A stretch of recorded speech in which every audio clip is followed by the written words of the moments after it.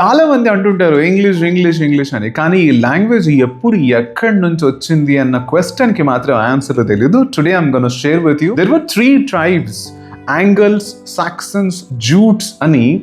They migrated from Denmark and Germany to Britain. అప్పటికే Romans బ్రిటన్ని rule చేయడం ఆపేశారు. అంటే 387 ఇయర్స్ రూల్ చేసినప్పుడు వాళ్ళందరూ లాటిన్ ఎక్కువగా వాడేవాళ్ళు. That was vernacular Latin. అంటే అఫీషియల్స్ కూడా లాటిన్ మాట్లాడేవాళ్ళు. బట్ ఆ లాంగ్వేజ్ అంతా కంప్లీట్గా చాలా రూడ్గా, వెర్నాక్యులర్గా, కొలాక్యువల్ లాంగ్వేజ్లో ఉండేది.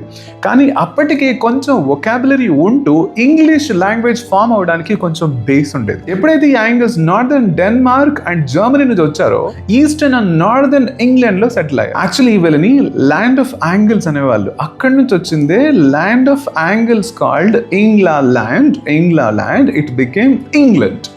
అక్కడి నుంచి వచ్చిన వర్డే ఇంగ్లీష్ అనేటువంటి వర్డ్. Second tribes Saxons. వాళ్ళు కూడా అబ్సల్యూట్ డెన్మార్క్ నుంచి వచ్చి ఇంగ్లాండ్లో ఉన్నటువంటి కెంట్లో సెటిల్ అయ్యారు. వాళ్ళు చాలా పవర్ఫుల్ ట్రైబ్. వాళ్ళు మాట్లాడే లాంగ్వేజ్ కూడా చాలా పవర్ఫుల్గా ఉండేది. కానీ ఎప్పుడైతే వాళ్ళు వొకాబులరీ అంటే డెన్మార్క్ నుంచి వచ్చారు కాబట్టి అక్కడి నుంచి వచ్చినటువంటి వొకాబులరీని ఇక్కడ కాపీ చేస్తూ they started speaking. Coming to third tribe Jutes. వీళ్ళు compare to Saxons and Angles వీళ్ళు చాలా తక్కువగా ట్రైబ్ ఉండేవాళ్ళు. వీళ్ళ యొక్క ఇంపాక్ట్ అయితే లాంగ్వేజ్ మీద అంత ఎక్కువగా పడలేదు.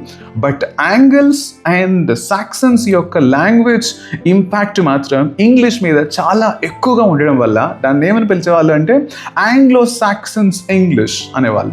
Anglo Saxons language has become English. ఇలా ఇంగ్లీష్ లాంగ్వేజ్కి ఒక కైండ్ ఆఫ్ రెవల్యూషన్ ఎప్పుడు స్టార్ట్ అయిందంటే 450 years to 1100 వరకు ఓల్డ్ ఇంగ్లీష్గా పిలువబడేది.